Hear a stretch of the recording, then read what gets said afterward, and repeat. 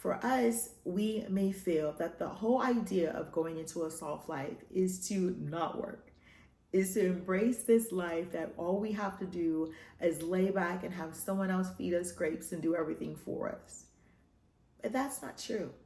Because if you have past traumas, if you have past things that have allowed you to feel less than who you are or really torn you down mentally and spiritually, then you're not going to be able to even enjoy if someone would come into your life and take care of you because you haven't done the proper work to be the person that can receive that.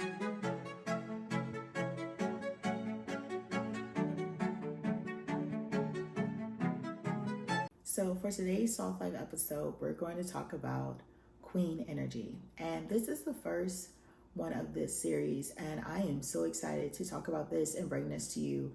And it's really just embodying the characteristics that we need in order to embrace a life of ease. Now you may ask, why is the characteristic so important? Well, you can be given something, a blessing, a miracle, a good day, and you may not even understand how to enjoy it because you're full of anxiety, you feel pressure, you just have all of these past traumatic reactions from things that happened to you before, and that can stop you from really being able to enjoy the moment. So the reason why we're going to be embracing on these queen energy characteristics is to make sure that you're able to fully see who you are, understand accountability, and really feel and love yourself truly from a place of spirituality and a place of understanding.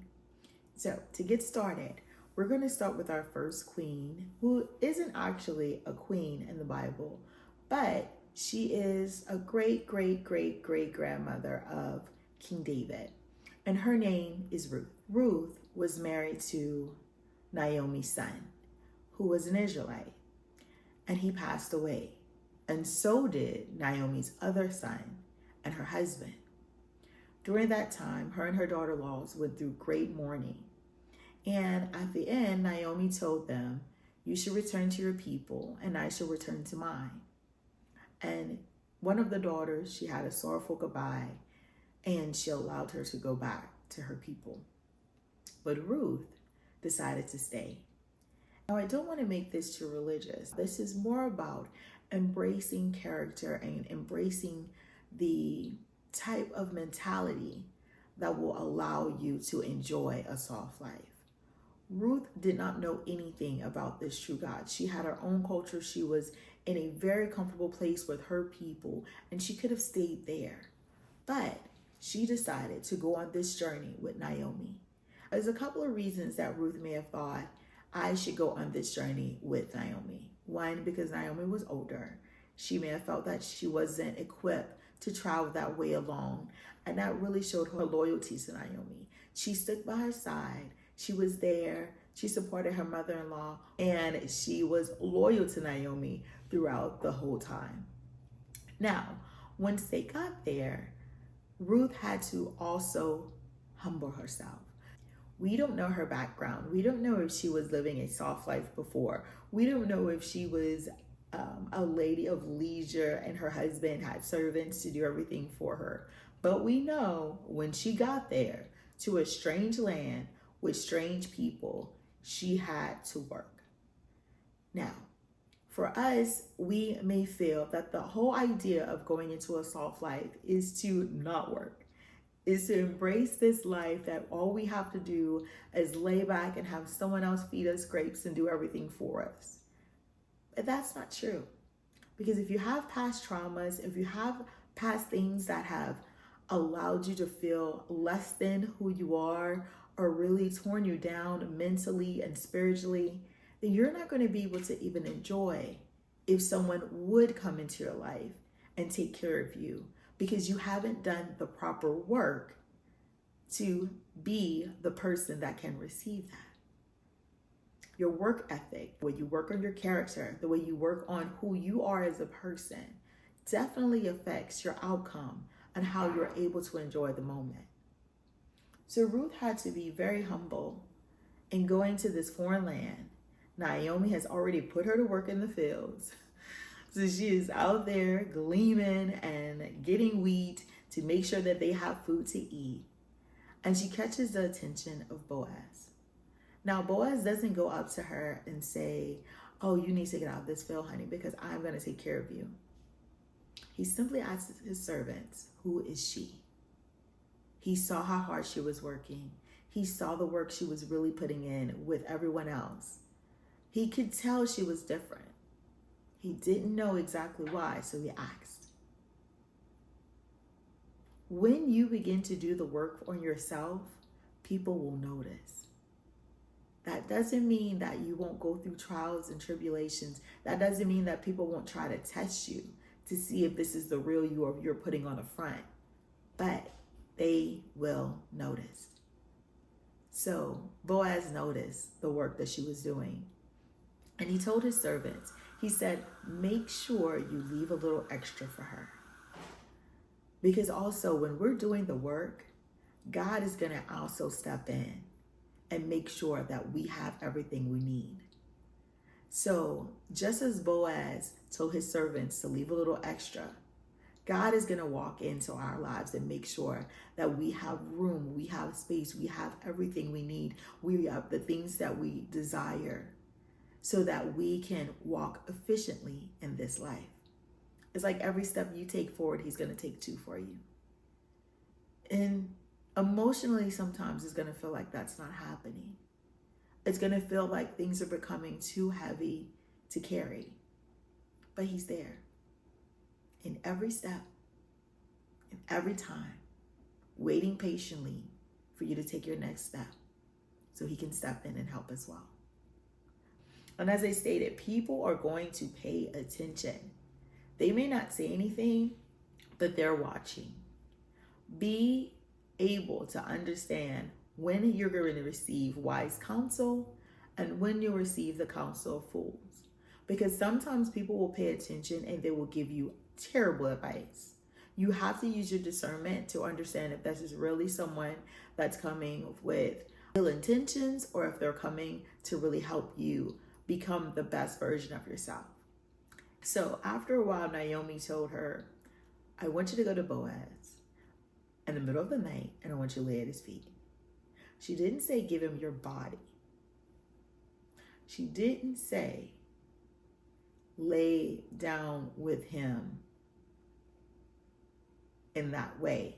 She said lay at his feet. It was a tradition that if you uncover a man's feet, you are actually positioning yourself for marriage. But by positioning Ruth to present herself to Boaz, she actually allowed Ruth to be in a type of situation that was going to be also beneficial to her because she saw the favor that Boaz had on Ruth.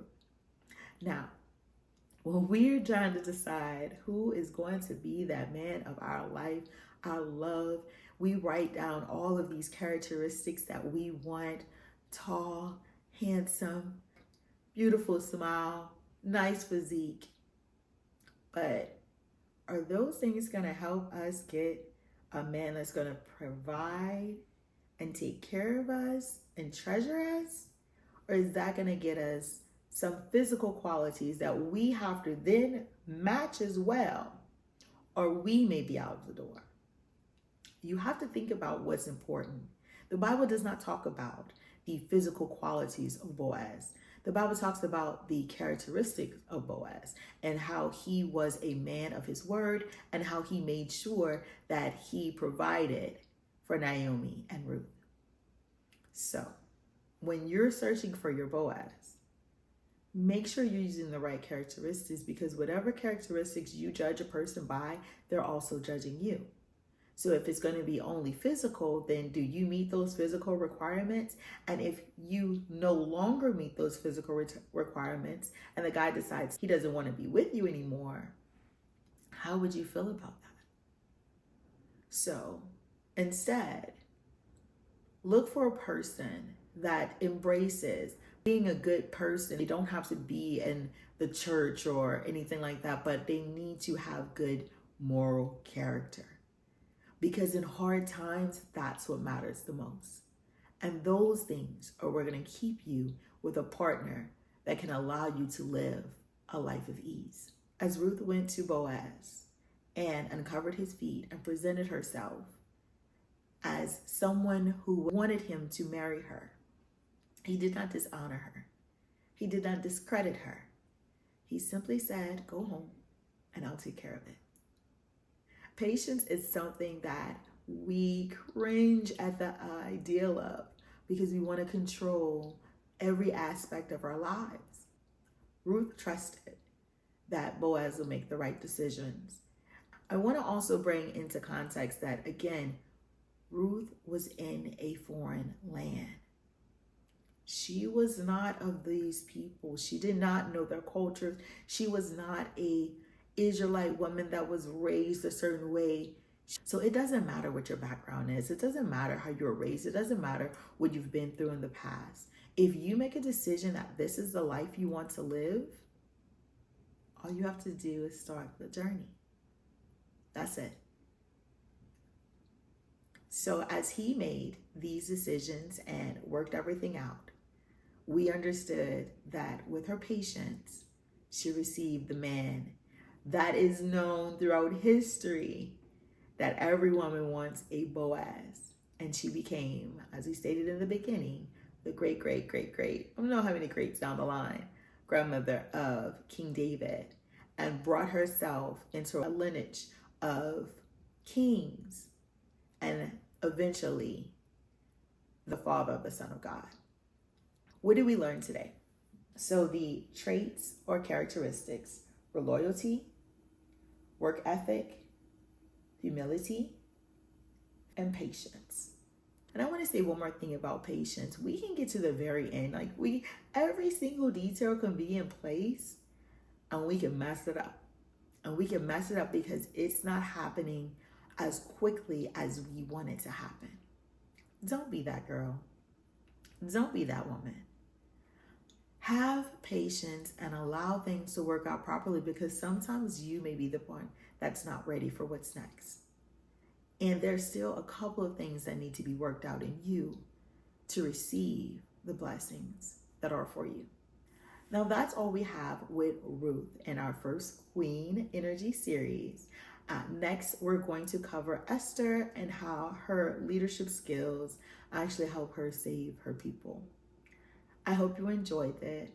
Please like and subscribe. And also we're going to do some things on fashion, home decor, vegan cooking, and beauty to help you cultivate a wonderful life of ease. I love you all. Thank you for being here. And until next time, be sauces.